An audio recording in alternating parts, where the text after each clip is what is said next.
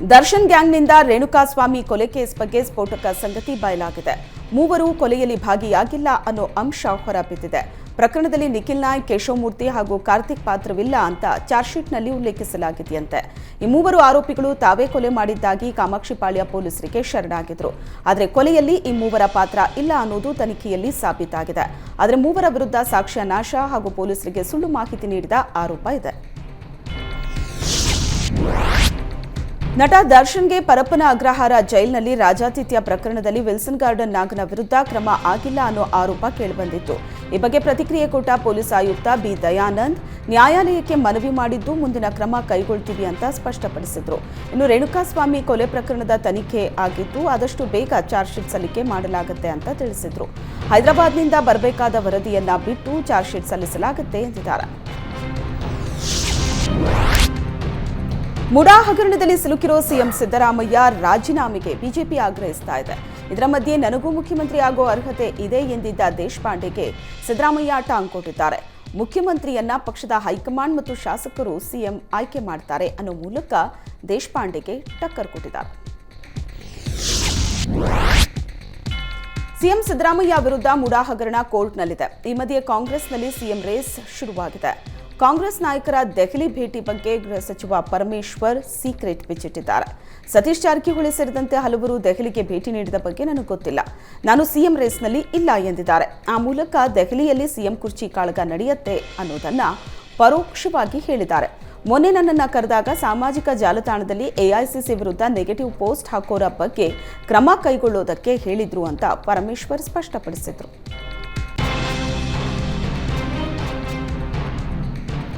ಕಾಂಗ್ರೆಸ್ನಲ್ಲಿ ಸಿಎಂ ಕುರ್ಚಿ ಕದನಕ್ಕೆ ಅಶೋಕ್ ಟಾಂಗ್ ಕೊಟ್ಟರು. ಉತ್ತರ ಕರ್ನಾಟಕ ಭಾಗದಲ್ಲಿ ಪ್ರವಾಹ ಹೆಚ್ಚಾಗಿದೆ.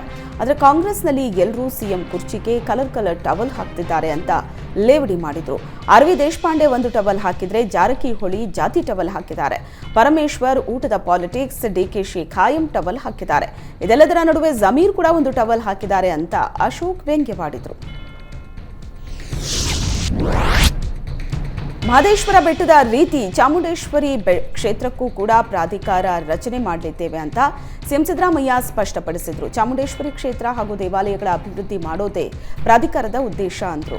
ಭಕ್ತರಿಗೆ ಅಗತ್ಯ ಸೌಲಭ್ಯ ಒದಗಿಸುವುದು ಉದ್ದೇಶ ಆಗಿದ್ದು, ಈ ಹಿಂದೆ ಬಸ್ ಸ್ಟ್ಯಾಂಡ್, ಪಾರ್ಕಿಂಗ್ ಹಾಗೂ ಸ್ಟಾಲ್ಗಳನ್ನು ನಿರ್ಮಾಣ ಮಾಡಲಾಗಿತ್ತು. ಬಾಕಿ ಇರೋ ಯೋಜನೆಗಳು ಪೂರ್ಣಗೊಳಿಸುವಂತೆ ಸೂಚಿಸಲಾಗಿದೆ ಅಂತ ತಿಳಿಸಿದ್ರು. ಚಾಮುಂಡೇಶ್ವರಿ ಪ್ರಾಧಿಕಾರ ರಚನೆ ಬಗ್ಗೆ ಸಿಎಂ ಸಿದ್ದರಾಮಯ್ಯ ನೇತೃತ್ವದಲ್ಲಿ ಮೊದಲ ಸಭೆ ನಡೆಯಿತು. ಮುಡಾ ಹಗರಣ ಬಯಲಿಗೆಳೆದಿದ್ದ ಆರ್ಟಿಐ ಕಾರ್ಯಕರ್ತ ಗಂಗರಾಜು ಮೇಲೆ ಕೊಲೆ ಯತ್ನ ನಡೆದಿದೆ. ಕುಟುಂಬದ ಜೊತೆ ಮೈಸೂರಿಗೆ ಬರೋ ವೇಳೆ ಕಾರು ಅಡ್ಡಗಟ್ಟಿ ಹಲ್ಲೆಗೆ ಯತ್ನಿಸಲಾಗಿದೆ ಅಂತ ಗಂಗರಾಜು ಆರೋಪಿಸಿದ್ದಾರೆ. ಮೈಸೂರು ಶ್ರೀರಂಗಪಟ್ಟಣ ಮುಖ್ಯ ರಸ್ತೆಯಲ್ಲಿ ಕೊಲೆಗೆ ಯತ್ನ ನಡೆದಿದೆ ಅಂತ ಪೊಲೀಸ್ ಆಯುಕ್ತರಿಗೆ ಆರ್ಟಿಐ ಕಾರ್ಯಕರ್ತ ದೂರು ಸಲ್ಲಿಸಿದ್ದಾರೆ. ನಂಬರ್ ಪ್ಲೇಟ್ ಇಲ್ಲದ 2 ಬೈಕ್ನಲ್ಲಿ ಆಗಮಿಸಿದ್ದ ಅವರು ಹಲ್ಲೆಗೆ ಯತ್ನವನ್ನ ನಡೆಸಿದ್ರು. ಮುಡಾ ಹಗರಣದ ದಾಖಲೆಗಳ ಬಿಡುಗಡೆ ಮಾಡಿದ್ದಕ್ಕೆ ಕೊಲೆ ಯತ್ನ ನಡೆದಿದೆ ಅಂತ ದೂರಿನಲ್ಲಿ ಉಲ್ಲೇಖಿಸಲಾಗಿದೆ. ಸಿಎಂ ಸಿದ್ದರಾಮಯ್ಯ ವಿರುದ್ಧ ಆಕ್ಷೇಪಾರ್ಹ ಪದ ಬಳಸಿದ್ದ ಬಿಜೆಪಿ ಶಾಸಕ ಅರವಿಂದ ಬೆಲ್ಲದ್ ಸಿಎಂ ಕ್ಷಮೆ ಕೋರಿದ್ದಾರೆ. ಜಿಂದಾಲ್ ಭೂಮಿ ಪರಬಾರೆ ವಿಚಾರದಲ್ಲಿ ಹೇಳಿಕೆ ನೀಡುವಾಗ ಅರವಿಂದ ಬೆಲ್ಲದ್ ಆಕ್ಷೇಪಾರ್ಹ ಪದ ಬಳಕೆ ಮಾಡಿದ್ರು. ಈ ವಿಚಾರವಾಗಿ ವಿಧಾನಸಭೆ ವಿರೋಧ ಪಕ್ಷದ ಉಪನಾಯಕ ಬೆಲ್ಲದ್ ಕ್ಷಮೆ ಕೋರಿ ಸಿಎಂಗೆ ಪತ್ರ ಬರೆದಿದ್ದಾರೆ. ಇದಕ್ಕೆ ಟ್ವೀಟ್ ಮಾಡಿದ ಸಿಎಂ ಶಾಸಕ ಬೆಲ್ಲದ್ ಕ್ಷಮಾಪಣೆ ನಿರ್ಧಾರಕ್ಕೆ ಮೆಚ್ಚುಗೆ ವ್ಯಕ್ತಪಡಿಸಿದ್ದಾರೆ. ಬೆಲ್ಲದ್ ನಡೆ ಹೊಸ ತಲೆಮಾರಿನ ರಾಜಕಾರಣಿಗಳಿಗೆ ಮೇಲ್ಪಂಕ್ತಿಯಾಗಿದೆ. ಬೆಲ್ಲದ್ ನಡೆಯನ್ನ ಅತ್ಯಂತ ಮುಕ್ತವಾಗಿ ಸ್ವಾಗತಿಸ್ತೀನಿ ಅಂತ ಸಿಎಂ ಟ್ವೀಟ್ ಮಾಡಿದ್ದಾರೆ. ಶಿಗ್ಗಾವಿ ಉಪಚುನಾವಣೆ ಟಿಕೆಟ್ ಮುಸ್ಲಿಂ ಸಮುದಾಯಕ್ಕೆ ಕೊಡಬೇಕು ಅಂತ ಹೈಕಮಾಂಡ್ ಬಳಿ ಬೇಡಿಕೆ ಇಟ್ಟಿದ್ದೇವೆ ಅಂತ ಸಚಿವ ಜಮೀರ್ ಅಹ್ಮದ್ ತಿಳಿಸಿದ್ದಾರೆ. ಸತತ 5 ಬಾರಿಯೂ ಮುಸಲ್ಮಾನರಿಗೆ ಟಿಕೆಟ್ ಕೊಡಲಾಗ್ತಿದ್ದು ಸೋಲು ಕಂಡಿದ್ದಾರೆ. ಅದರಿಂದ ಟಿಕೆಟ್ ಕೊಡಲ್ಲ ಅಂತ ತಿಳಿಸಿದ್ರು. ಆದರೆ ಈ ಬಾರಿ ಮುಸಲ್ಮಾನರಿಗೆ ಕೊಟ್ಟಲ್ಲಿ ಗೆಲ್ಲಿಸಿಕೊಂಡು ಬರ್ತೀನಿ ಅಂತ ಕೇಳಿದೀವಿ ಅಂದ್ರು. ಇನ್ನು ಟಿಕೆಟ್ ತೀರ್ಮಾನ ಹೈಕಮಾಂಡ್ ಮಾಡುತ್ತೆ. ಪಾರ್ಟಿ ನನಗೆ ಶಿಗ್ಗಾವಿ ಉಸ್ತುವಾರಿ ಕೊಟ್ರೆ ಕೆಲಸ ಮಾಡೋದಕ್ಕೆ ಸಿದ್ಧ ಅಂದ್ರು. ಉಪಚುನಾವಣೆಗೆ ದಿನಾಂಕ ನಿಗದಿ ಆಗದಿದ್ರೂ ಚನ್ನಪಟ್ಟಣ ಉಪಚುನಾವಣಾ ಕಣ ರಂಗೇರಿದೆ. ಜೆಡಿಎಸ್ ಬಿಜೆಪಿ ಮೈತ್ರಿ ಟಿಕೆಟ್ಗಾಗಿ ಸಿಪಿ ಯೋಗೇಶ್ವರ್ ಪಟ್ಟು ಹಿಡಿದಿದ್ರು.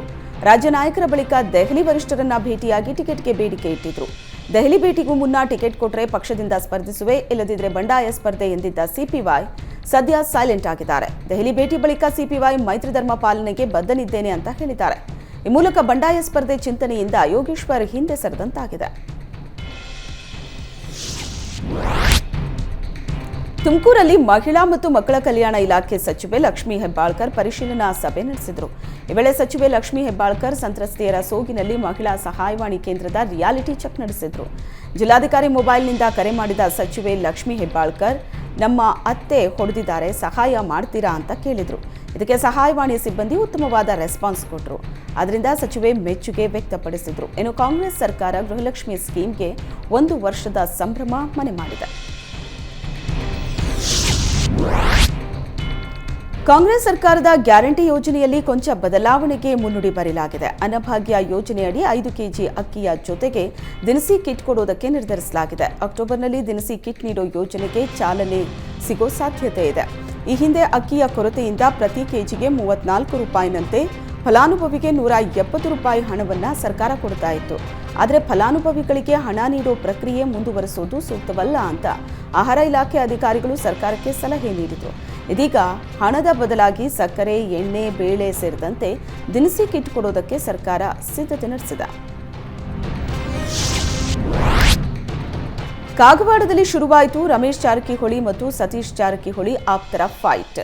ಮಾಜಿ ಸಚಿವ ಶ್ರೀಮಂತ್ ಪಾಟೀಲ್ ಬಟ್ಟೆ ಬಿಚ್ಚಿಸ್ತೀನಿ ಅಂತ ಶಾಸಕ ರಾಜು ಕಾಗೆ ಹೇಳಿದರು. ಕಾಗೆ ಹೇಳಿಕೆಗೆ ಟಕ್ಕರ್ ಕೊಟ್ಟ ಶ್ರೀಮಂತ್ ಪಾಟೀಲ್, ನನ್ನ ತಂಟೆಗೆ ಬಂದರೆ ನಿನ್ನ ಬೆತ್ತಲೆ ಮಾಡಿ ಮೆರವಣಿಗೆ ಮಾಡ್ತೀನಿ ಅಂತ ಟಾಂಗ್ ಕೊಟ್ಟಿದ್ದಾರೆ. ಕಾಗವಾಡ ಶಾಸಕ ರಾಜು ಕಾಗೆ ಸಚಿವ ಸತೀಶ್ ಜಾರಕಿಹೊಳಿ ಆಪ್ತ ಬಳಗದಲ್ಲಿ ಗುರುತಿಸಿಕೊಂಡಿದ್ದಾರೆ.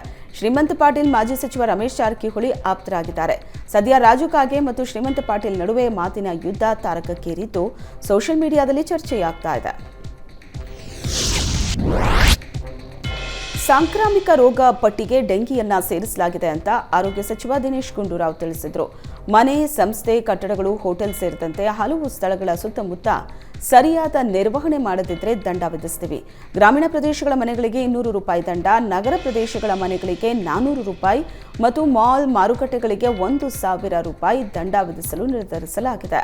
ಡೆಂಗಿ ನಿಯಂತ್ರಣ ಕ್ರಮಕ್ಕಾಗಿ ದಂಡಾಸ್ತ್ರ ಪ್ರಯೋಗಕ್ಕೆ ಅವಕಾಶ ಮಾಡಿಕೊಟ್ಟಿದ್ದೀವಿ ಅಂತ ಆರೋಗ್ಯ ಸಚಿವರು ತಿಳಿಸಿದರು.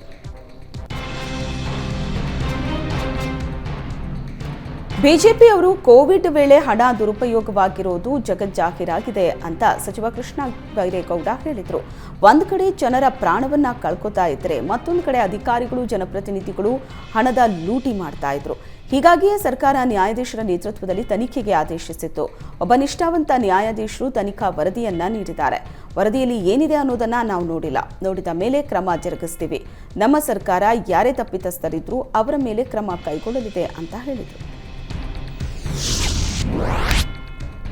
ದೇಶಾದ್ಯಂತ ಹಿಂದೂಗಳು ಲವ್ ಜಿಹಾದ್ ಸಮಸ್ಯೆ ಎದುರಿಸ್ತಾ ಇದ್ದಾರೆ. ಕೂಡಲೇ ಇದನ್ನ ಮಟ್ಟ ಹಾಕಬೇಕು ಅಂತ ಉಡುಪಿ ಶಾಸಕ ಯಶ್ಪಾಲ್ ಸುವರ್ಣ ಹೇಳಿದ್ದಾರೆ. ನಮ್ಮಲ್ಲೂ ಬಾಂಗ್ಲಾ, ಪಾಕಿಸ್ತಾನ ಮನೋಸ್ಥಿತಿಯ ಜನರಿದ್ದಾರೆ. ನಮ್ಮ ಹೆಣ್ಣು ಮಕ್ಕಳ ಮೇಲೆ ದೌರ್ಜನ್ಯ ಮಾಡು ಕೃತ್ಯ ಎಸಗುತ್ತಿದ್ದಾರೆ. ಕಾರ್ಕಳದಲ್ಲಿ ಇತ್ತೀಚೆಗೆ ನಡೆದ ಘಟನೆ ಬೇಸರ ತಂದಿತ್ತು. ಮಣಿಪಾಲದಲ್ಲಿ ಕಲಿತಾ ಇರೋ ರಾಜಸ್ಥಾನದ ವಿದ್ಯಾರ್ಥಿನಿ ಮೇಲೆ ದೌರ್ಜನ್ಯ ಆಗಿದೆ. ಅಲ್ಪಸಂಖ್ಯಾತ ಕೋಮಿಗೆ ಸೇರಿದ ಡ್ಯಾನಿಶ್ ಎಂಬಾತ ಲೈಂಗಿಕ ದೌರ್ಜನ್ಯ ಮಾಡಿದ್ದಾನೆ. ಅಪಪ್ರಚಾರದ ಬೆದರಿಕೆ ಒಡ್ಡಿದ್ದಾನೆ. ಇಸ್ಲಾಂ ಧರ್ಮಕ್ಕೆ ಮತಾಂತರವಾಗಬೇಕು ಅಂತ ಒತ್ತಾಯ ಮಾಡಿದ್ದಾನೆ. ಸಂತ್ರಸ್ತೆಯ ಜೊತೆ ನಾನು ಮಾತಾಡಿದ್ದೀನಿ. ಆರೋಪಿ ಮೇಲೆ ಸೂಕ್ತ ಕ್ರಮಕ್ಕಾಗಿ ಪೊಲೀಸ್ ಇಲಾಖೆಗೆ ತಿಳಿಸಿದ್ದೀನಿ. ಹೀಗಾಗಿ ಲವ್ ಜಿಹಾದ್ ಮಟ್ಟ ಹಾಕಬೇಕು ಅಂತ ಕಿಡಿಕಾರಿದ್ರು. ಬ್ರ್ಯಾಂಡ್ ಬೆಂಗಳೂರು ಪರಿಕಲ್ಪನೆಯಡಿ ಪರಿಣಾಮಕಾರಿ ಘನತ್ಯಾಜ್ಯ ವಿಲೇವಾರಿ ಹಾಗೂ ನಿರ್ವಹಣೆ ಸಂಬಂಧ ಡಿಸಿಎಂ ಡಿಕೆ ಶಿವಕುಮಾರ್ ಚೆನ್ನೈನ ಆರ್ಬೇಸರ್ ಕಂಪನಿ ಕಚೇರಿಗೆ ಭೇಟಿ ನೀಡಿದರು. ಬಿಬಿಎಂಪಿಯ 15 ಅಧಿಕಾರಿಗಳೊಂದಿಗೆ ಕಸ ನಿರ್ವಹಣೆ ಘಟಕಕ್ಕೆ ಭೇಟಿ ನೀಡಿ ಹಸಿ ತ್ಯಾಜ್ಯವನ್ನು ಮನೆಗಳಿಂದ ಸಂಗ್ರಹಿಸಿ ವಿಲೇವಾರಿ ಮಾಡೋ ಪ್ರಕ್ರಿಯೆ ಕುರಿತು ಮಾಹಿತಿ ಪಡೆದರು. ಈ ಸಂದರ್ಭದಲ್ಲಿ ಬಿಬಿಎಂಪಿ ಆಡಳಿತಾಧಿಕಾರಿ ಉಮಾಶಂಕರ್, ಮುಖ್ಯ ಆಯುಕ್ತ ತುಷಾರ್ ಗಿರಿನಾಥ್, ಡಿಸಿಎಂ ಕಾರ್ಯದರ್ಶಿ, ಬಿಎಂಆರ್ಡಿಎ ಕಮಿಷನರ್ ರಾಜೇಂದ್ರ ಚೋಳನ್ ಮತ್ತಿತರ ಅಧಿಕಾರಿಗಳು ಉಪಸ್ಥಿತರಿದ್ದರು. ಯಾದಗಿರಿ ಜಿಲ್ಲೆಗೆ ಕೇಂದ್ರ ರೈಲ್ವೆ ರಾಜ್ಯ ಖಾತೆ ಸಚಿವ ವಿ ಸೋಮಣ್ಣ ಭೇಟಿ ನೀಡಿದ್ದಾರೆ. ಯಾದಗಿರಿಯ ರೈಲ್ವೆ ಬೋಗಿ ತಯಾರಿಕಾ ಕಾರ್ಖಾನೆಗೆ ಸಚಿವ ವಿ ಸೋಮಣ್ಣ ಭೇಟಿ ನೀಡಿ ರೈಲ್ವೆ ಬೋಗಿ ತಯಾರಾಗೋ ಯಂತ್ರಗಳನ್ನು ಪರಿಶೀಲನೆ ಮಾಡಿದ್ದಾರೆ. ಕಾರ್ಖಾನೆಯಲ್ಲಿ ಕೆಲಸ ಮಾಡೋ ಅಧಿಕಾರಿ, ಸಿಬ್ಬಂದಿ ಜೊತೆ ಚರ್ಚಿಸಿ ಬೋಗಿಗಳು ತಯಾರಾಗೋ ಬಗ್ಗೆ ಮಾಹಿತಿ ಪಡೆದರು.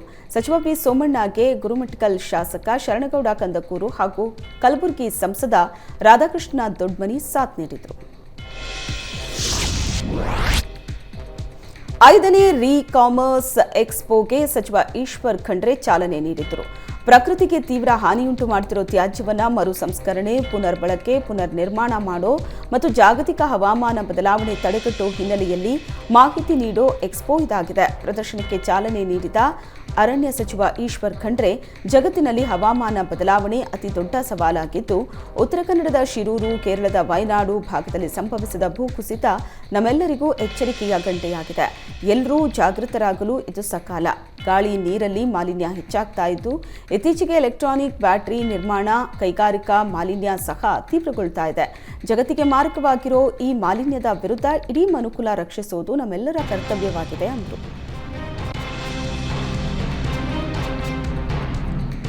ಅಳ್ಳಾವರ ತಾಲೂಕಿನ ಹುಲ್ಲಿಕೇರಿ ಗ್ರಾಮದ ಇಂದಿರಮ್ಮನ ಕೆರೆಗೆ ಸಣ್ಣ ನೀರಾವರಿ ಖಾತೆ ಸಚಿವ ಎನ್ಎಸ್ ಬೋಸರಾಜು ಮಂಗಳವಾರ ಭೇಟಿ ನೀಡಿ ಪರಿಶೀಲನೆ ನಡೆಸಿ ಅಧಿಕಾರಿಗಳಿಗೆ ತರಾಟೆಗೆ ತೆಗೆದುಕೊಂಡರು. ಈ ಹಿಂದೆ ಪ್ರವಾಹ ಉಂಟಾದ ಸಂದರ್ಭದಲ್ಲಿ ಕೆರೆ ತುಂಬಿ ಅನಾಹುತವೇ ಸೃಷ್ಟಿಯಾಗಿತ್ತು.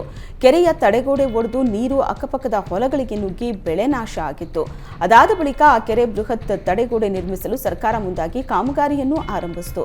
ಆದರೆ ಇದರ ಗುತ್ತಿಗೆದಾರ ಕಾಮಗಾರಿಯನ್ನ ಅರ್ಧಕ್ಕೆ ಬಿಟ್ಟು ಹೋಗಿದ್ರಿಂದ ಅಲ್ಲಿನ ರೈತರು ಮತ್ತೆ ತೊಂದರೆಗೆ ಸಿಲುಕಿದ್ರು. ಸ್ಥಳಕ್ಕೆ ಭೇಟಿ ನೀಡಿದ ಸಣ್ಣ ನೀರಾವರಿ ಸಚಿವ ಬೋಸರಾಜು ಕಾಮಗಾರಿ ಬಗ್ಗೆ ಪರಿಶೀಲನೆ ನಡೆಸಿದರು. ಇದೇ ವೇಳೆ ತಡೆಗೋಡೆ ನಿರ್ಮಾಣ ಮಾಡಿದ್ದ ಗುತ್ತಿಗೆದಾರನ ವಿರುದ್ಧ ಅಲ್ಲಿನ ಗ್ರಾಮಸ್ಥರು ಸಚಿವರಿಗೆ ದೂರು ನೀಡಿದರು. ಗುತ್ತಿಗೆದಾರನ ಮೇಲೆ ಕ್ರಮ ಜರುಗಿಸುವ ಭರವಸೆಯನ್ನ ಸಚಿವರು ನೀಡಿದರು. ಇದೇ ವೇಳೆ ಸಚಿವರು ಇಂದಿರಮ್ಮನ ಕೆರೆಗೆ ಬಾಗಿನ ಕೂಡ ಅರ್ಪಿಸಿದರು. ಹುಬ್ಬಳ್ಳಿಯಲ್ಲಿರೋ ಈದ್ಗಾ ಮೈದಾನದಲ್ಲಿ ಗಣೇಶೋತ್ಸವ ಆಚರಣೆಗೆ ಪಾಲಿಕೆ ಕಮಿಷನರ್ ಈಶ್ವರ್ ಉಳ್ಳಾಗಡ್ಡಿ ಅನುಮತಿ ಕೊಟ್ಟಿದ್ದಾರೆ.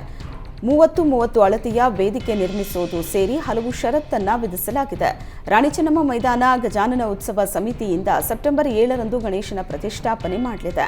ಸೆಪ್ಟೆಂಬರ್ 9ರಂದು ವಿಸರ್ಜನೆ ಮಾಡಬೇಕು ಅಂತ ಷರತ್ತು ವಿಧಿಸಲಾಗಿದೆ. ಸತತ 3ನೇ ವರ್ಷ ಹುಬ್ಬಳ್ಳಿಯ ಈದ್ಗಾ ಮೈದಾನದಲ್ಲಿ ಗಣೇಶ ಪ್ರತಿಷ್ಠಾಪನೆಗೆ ಸಿದ್ಧತೆ ನಡೆದಿದೆ. ಶಿವಮೊಗ್ಗದಲ್ಲಿ ಗೌರಿ ಗಣೇಶ ಮತ್ತು ಈದ್ ಮಿಲಾದ್ ಹಬ್ಬಗಳ ಸಂಭ್ರಮಕ್ಕೆ ಕೌಂಟ್ ಡೌನ್ ಶುರುವಾಗಿದೆ. ಗೌರಿ ಗಣೇಶ ಮತ್ತು ಈದ್ ಮಿಲಾದ್ ಹಬ್ಬಗಳ ಹಿನ್ನೆಲೆಯಲ್ಲಿ ಶಿವಮೊಗ್ಗ ಡಿಸಿ ಗುರುದತ್ ಹೆಗಡೆ ಜಿಲ್ಲಾ ಮಟ್ಟದ ಮುಖಂಡರ ಶಾಂತಿ ಸಭೆ ನಡೆಸಿದರು. ಸಭೆಯಲ್ಲಿ ಎಸ್ಪಿ ಮಿಥುನ್ ಕುಮಾರ್, ಶಾಸಕರಾದ ಚನ್ನಬಸಪ್ಪ ಸೇರಿದಂತೆ ಹಲವು ಮುಖಂಡರು ಭಾಗವಹಿಸಿದ್ರು. ಶಾಂತಿಭಂಗ ಮಾಡಿದರೆ ನಿರ್ದಾಕ್ಷಿಣ್ಯ ಕ್ರಮ ಕೈಗೊಳ್ಳಲಾಗುವುದು ಅಂತ ಶಿವಮೊಗ್ಗ ಡಿಸಿ ಗುರುದತ್ ಹೆಗಡೆ ಎಚ್ಚರಿಕೆ ನೀಡಿದರು. ಗಲಭೆಗಳಿಗೆ ಆಸ್ಪದ ನಡೆಯದಂತೆ ಜಿಲ್ಲಾಡಳಿತ ಮತ್ತು ಪೊಲೀಸ್ ಇಲಾಖೆ ಎಲ್ಲಾ ರೀತಿಯ ಮುನ್ನೆಚ್ಚರಿಕಾ ಕ್ರಮ ಕೈಗೊಂಡಿದೆ. ಕೆಲವು ಕಿಡಿಗೇಡಿಗಳಿಂದ ಜಿಲ್ಲೆಗೆ ಸೂಕ್ಷ್ಮ ಪ್ರದೇಶ ಅನ್ನೋ ಕಳಂಕ ಬಂದಿದೆ. ಎರಡೂ ಧರ್ಮದವರು ತಮ್ಮ ಕುಟುಂಬದ ಜೊತೆ ಪ್ರೀತಿ ವಿಶ್ವಾಸದಿಂದ ಹಬ್ಬಗಳನ್ನು ಆಚರಿಸಬೇಕು. ಯುವಕರು ಕಾನೂನು ಉಲ್ಲಂಘನೆ ಮಾಡದಂತೆ ಹಿರಿಯರು ಮಾರ್ಗದರ್ಶನ ಮಾಡಬೇಕು ಅಂತ ಸೂಚನೆ ನೀಡಿದರು. ನಾಡಿನಾದ್ಯಂತ ಗೌರಿ ಗಣೇಶ ಹಬ್ಬಕ್ಕೆ ಕೌಂಟ್ ಡೌನ್ ಸ್ಟಾರ್ಟ್ ಆಗಿದೆ. ಬೆಂಗಳೂರಿನ ಆರ್ಆರ್ ನಗರದ ಜೆಎಸ್ ಮಹಾವಿದ್ಯಾಲಯದಲ್ಲಿ ಪರಿಸರ ಸ್ನೇಹಿ ಗಣೇಶ ಮೂರ್ತಿಯ ಕುರಿತು ಜಾಗೃತಿ ಕಾರ್ಯಕ್ರಮ ಹಮ್ಮಿಕೊಳ್ಳಲಾಗಿತ್ತು. ರಾಸಾಯನಿಕ ಬಣ್ಣಗಳು, ಪ್ಲಾಸ್ಟರ್ ಆಫ್ ಪ್ಯಾರಿಸ್ ಗಣೇಶ ಮೂರ್ತಿಗಳ ಬಗ್ಗೆ ಜಾಗೃತಿ ಮೂಡಿಸಲಾಯಿತು. ಪರಿಸರ ಸ್ನೇಹಿ ಗಣೇಶ ಮೂರ್ತಿಯನ್ನು ಪೂಜಿಸೋದ್ರಿಂದ ಪರಿಸರದ ಮೇಲೆ ದುಷ್ಪರಿಣಾಮ ಉಂಟಾಗುವುದಿಲ್ಲ. ಈ ನಿಟ್ಟಿನಲ್ಲಿ ನಾವೆಲ್ಲರೂ ಮಣ್ಣಿನಿಂದ ತಯಾರಿಸಿದ ಗಣೇಶ ಮೂರ್ತಿಗಳನ್ನು ಪ್ರತಿಷ್ಠಾಪಿಸಿ ಪರಿಸರ ಸ್ನೇಹಿಯಾಗಿ ಹಬ್ಬವನ್ನು ಆಚರಿಸಬೇಕು ಅಂತ ಕರೆ ನೀಡಿದರು. ಗ್ರಾಮ ಪಂಚಾಯಿತಿಗೆ ಅನುದಾನ ನೀಡದೆ ರಾಜ್ಯ ಸರ್ಕಾರ ಕಡೆಗಣಿಸುತ್ತಿದೆ ಅಂತ ಆರೋಪಿಸಿ ವಿಜಯನಗರ ಜಿಲ್ಲೆಯ ಗ್ರಾಮ ಪಂಚಾಯಿತಿ ಸದಸ್ಯರು ಪ್ರತಿಭಟನೆ ನಡೆಸಿದರು. ಹೊಸಪೇಟೆ ನಗರದ ಸಾಯಿಬಾಬಾ ವೃತ್ತದಿಂದ ಡಿಸಿ ಕಚೇರಿಯವರೆಗೆ ಪ್ರತಿಭಟನೆ ಮೆರವಣಿಗೆ ನಡೆಸಲಾಯಿತು. ಅನುದಾನ ಇಲ್ಲದಿರೋದ್ರಿಂದ ಗ್ರಾಮ ಪಂಚಾಯಿತಿ ಜನಪ್ರತಿನಿಧಿಗಳಿಗೆ ಬೆಲೆ ಇಲ್ಲದಂತಾಗಿದೆ. ಕಾಂಗ್ರೆಸ್ ಸರ್ಕಾರ ಬಂದ ಮೇಲೆ ಅನುದಾನವೇ ಬರ್ತಾ ಇಲ್ಲ, ಗ್ರಾಮದಲ್ಲಿ ಕೆಲಸ ಮಾಡೋದಕ್ಕೆ ಆಗ್ತಾ ಇಲ್ಲ ಅಂತ ಆಕ್ರೋಶವನ್ನ ವ್ಯಕ್ತಪಡಿಸಿದ್ರು. ಇನ್ನು ಅನುದಾನ ಬಿಡುಗಡೆ ಜೊತೆಗೆ ಸದಸ್ಯರ ಗೌರವಧನ ಹೆಚ್ಚಿಸಬೇಕು ಅಂತ ಆಗ್ರಹಿಸಲಾಯಿತು. ನಮ್ಮ ಬೇಡಿಕೆ ಈಡೇರಿಸದೇ ಇದ್ರೆ ಬೆಂಗಳೂರು ಚಲೋ ಹಮ್ಮಿಕೊಳ್ಳೋದಾಗಿ ಸರ್ಕಾರಕ್ಕೆ ಎಚ್ಚರಿಕೆ ಕೊಟ್ಟರು. ಬೆಂಗಳೂರಲ್ಲಿ ದಿನದಿಂದ ದಿನಕ್ಕೆ ರೋಡ್ ರೇಜ್ ಪ್ರಕರಣ ಹೆಚ್ಚಾಗ್ತಾ ಇದೆ. ರಸ್ತೆಯಲ್ಲಿ ಹೋಗ್ತಾ ಇದ್ದ ಕಾರಿನ ಕಿಟಕಿ ಒಡೆದ ಬೈಕ್ ಸವಾರ ವಾರ್ನಿಂಗ್ ಸಿಗ್ನಲ್ ಕೊಟ್ಟು ಎಸ್ಕೇಪ್ ಆಗಿದ್ದಾನೆ. ಕಾರಿನ ಕಿಟಕಿ ಒಡೆಯೋ ದೃಶ್ಯ ಪಕ್ಕದಲ್ಲೇ ಇದ್ದ ಮತ್ತೊಂದು ಕಾರಿನ ಡ್ಯಾಶ್ ಕ್ಯಾಮೆರಾದಲ್ಲಿ ಸೆರೆಯಾಗಿದೆ. ಆಗಸ್ಟ್ 31ರಂದು ನಡೆದಿರೋ ಘಟನೆ ತಡವಾಗಿ ಬೆಳಕಿಗೆ ಬಂದಿದೆ.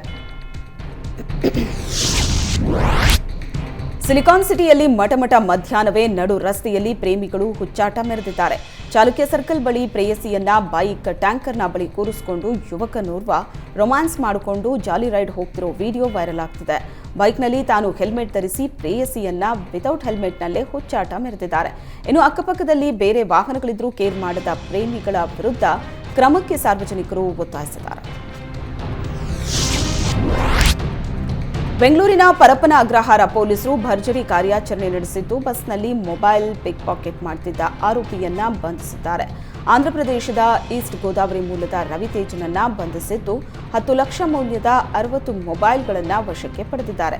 ವೃತ್ತಿಯಲ್ಲಿ ಪೇಂಟರ್ ಕೆಲಸ ಮಾಡುತ್ತಿದ್ದ ರವಿತೇಜ ಆಗಾಗ ಬೆಂಗಳೂರಿಗೆ ಬಂದು ಬಸ್ನಲ್ಲಿ ಪಿಕ್ ಪಾಕೆಟ್ ಮಾಡುತ್ತಿದ್ದ. ನಂತರ ಕದ್ದ ಮೊಬೈಲ್ಗಳನ್ನು ಆಂಧ್ರಪ್ರದೇಶದಲ್ಲಿ ಕಡಿಮೆ ಬೆಲೆಗೆ ಮಾರಾಟ ಮಾಡುತ್ತಿದ್ದ. ಇವತ್ತು ಬಸ್ನಲ್ಲಿ ಮೊಬೈಲ್ಗಳನ್ನು ಸಾಗಿಸುತ್ತಿರುವಾಗಲೇ ರೆಡ್ ಹ್ಯಾಂಡ್ ಆಗಿ ರವಿತೇಜನನ್ನ ಬಂಧಿಸಲಾಗಿದೆ. ಕೋಲಾರ ಜಿಲ್ಲೆಯ ಶ್ರೀನಿವಾಸಪುರದಲ್ಲಿ ಗುಜರಿ ಹಾಗೂ ಟೈರ್ ಅಂಗಡಿಗಳಿಗೆ ತಗುಲಿದ ಬೆಂಕಿ. ಶ್ರೀನಿವಾಸಪುರ ಪಟ್ಟಣದ ಚಿಂತಾಮಣಿ ರಸ್ತೆಯಲ್ಲಿರೋ ಅಂಗಡಿಗಳು ಒಂದಕ್ಕೊಂದು ಅಂಟುಕೊಂಡಿರೋ ಗುಜರಿ ಮಳಿಗೆಗಳು. ಸದ್ಯ 10ಕ್ಕೂ ಹೆಚ್ಚಿನ ಅಂಗಡಿಗಳಲ್ಲಿ ಈ ಬೆಂಕಿ ಕಾಣಿಸಿಕೊಂಡಿದೆ. ಇನ್ನು ಹೆಚ್ಚಿನ ಅಂಗಡಿಗಳಿಗೆ ಬೆಂಕಿ ತಗುಲೋ ಆತಂಕ ಇದ್ದು ಟೈರ್ ಹಾಗೂ ಗುಜರಿ ವಸ್ತುಗಳನ್ನು ಉಳಿಸಿಕೊಳ್ಳೋದಕ್ಕೆ ಅಂಗಡಿ ಮಾಲೀಕರು ಹರಸಾಹಸ ಪಡುತ್ತಿದ್ದಾರೆ. ಬೆಂಕಿಯ ಬಳಿ ನುಗ್ಗೋದಕ್ಕೆ ಯತ್ನ ನಡೆಸಿದ್ರು. ಹಾಗಾಗಿ ಪೊಲೀಸರು ಅವರನ್ನ ತಡೆದಿದ್ದಾರೆ.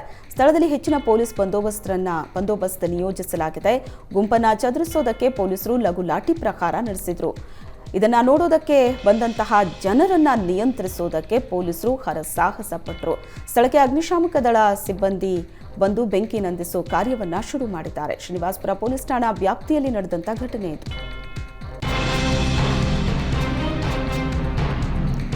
ರಾಜ್ಯದಲ್ಲಿ ಮಳೆರಾಯನ ಆರ್ಭಟ ಮುಂದುವರೆದಿದೆ. ಈ ವಾರವೂ ಕರಾವಳಿ, ಕಲ್ಯಾಣ ಕರ್ನಾಟಕದಲ್ಲಿ ಹವಾಮಾನ ಇಲಾಖೆ ಮಳೆ ಅಲರ್ಟ್ ನೀಡಿದೆ. ಕರಾವಳಿ ಕರ್ನಾಟಕದಲ್ಲಿ ಮಳೆ ಮುಂದುವರೆದಿದ್ದು ಸೆಪ್ಟೆಂಬರ್ 6ರವರೆಗೆ ಯೆಲ್ಲೋ ಅಲರ್ಟ್ ಘೋಷಣೆ ಮಾಡಿದೆ. ಉತ್ತರ ಒಳನಾಡಿನ ಬಾಗಲಕೋಟೆ, ಬೆಳಗಾವಿ, ಬೀದರ್, ಕಲಬುರಗಿ, ವಿಜಯಪುರ, ಯಾದಗಿರಿಯಲ್ಲಿ ಯೆಲ್ಲೋ ಅಲರ್ಟ್ ಘೋಷಿಸಲಾಗಿದೆ. ಬಳ್ಳಾರಿ, ಚಿಕ್ಕಮಗಳೂರು, ದಾವಣಗೆರೆ, ಶಿವಮೊಗ್ಗದಲ್ಲಿ ಮಳೆ ಮುಂದುವರಿಯಲಿದೆ ಅಂತ ಹವಾಮಾನ ಇಲಾಖೆ ಮಾಹಿತಿ ನೀಡಿದೆ. ಬಾಗಲಕೋಟೆಯ ಇಳಕಲ್ನಲ್ಲಿ ನಿನ್ನೆ ರಾತ್ರಿ ನಡೆದ ನಾಟಕ ಪ್ರದರ್ಶನದಲ್ಲಿ ಹುನಗುಂದ ಶಾಸಕ ವಿಜಯಾನಂದ ಕಾಶಪ್ಪನವರ್ ನಾಟಕದ ಡೈಲಾಗ್ ಹೊಡೆದು ಗಮನ ಸೆಳೆದರು. ನಾಟಕ ಉದ್ಘಾಟನೆ ವೇಳೆ ಹೆಗಲ ಮೇಲೆ ಗದೆ, ತಲೆಗೆ ಕಿರೀಟ ಧರಿಸಿ ರಕ್ತರಾತ್ರಿ ನಾಟಕದ ಅಶ್ವತ್ಥಾಮನಾಗಿ ಡೈಲಾಗ್ ಹೊಡೆದರು.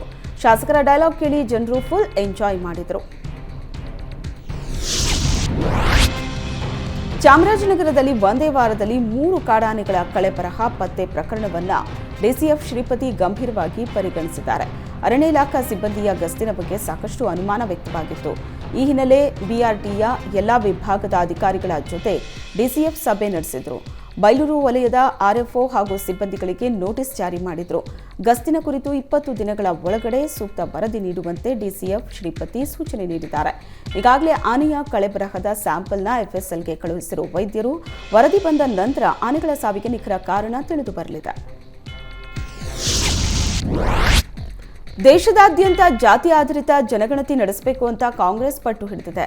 ಈ ಕುರಿತು ಮಾತನಾಡಿದ ಆರ್ಎಸ್ಎಸ್ನ ಅಖಿಲ ಭಾರತೀಯ ಪ್ರಚಾರ ಪ್ರಮುಖ ಸುನೀಲ್ ಅಬೇಕರ್, ನಿರ್ದಿಷ್ಟ ಸಮುದಾಯಗಳು ಅಥವಾ ಜಾತಿಗಳ ಮಾಹಿತಿಯನ್ನು ಸಂಗ್ರಹಿಸೋದಕ್ಕೆ ಯಾವುದೇ ಅಭ್ಯಂತರ ಇಲ್ಲ. ಆದರೆ ಈ ಮಾಹಿತಿಯನ್ನು ಅವರ ಕಲ್ಯಾಣಕ್ಕಾಗಿ ಮಾತ್ರ ಬಳಸ್ಕೋಬೇಕೇ ಹೊರತು ಚುನಾವಣಾ ಲಾಭಕ್ಕಾಗಿ ರಾಜಕೀಯ ಸಾಧನವಾಗಿ ಬಳಸ್ಕೋಬಾರದು ಅಂದರು. ಹಿಂದೂ ಸಮಾಜಕ್ಕೆ ಜಾತಿ ಮತ್ತು ಜಾತಿ ಸಂಬಂಧಗಳು ಅತ್ಯಂತ ಸೂಕ್ಷ್ಮ ವಿಷಯ ಆಗಿದ್ದು ನಮ್ಮ ರಾಷ್ಟ್ರೀಯ ಏಕತೆ ಮತ್ತು ಸಮಗ್ರತೆಗಾಗಿ ಇದು ಮುಖ್ಯವಾಗಿದೆ ಅಂತ ಹೇಳಿದರು.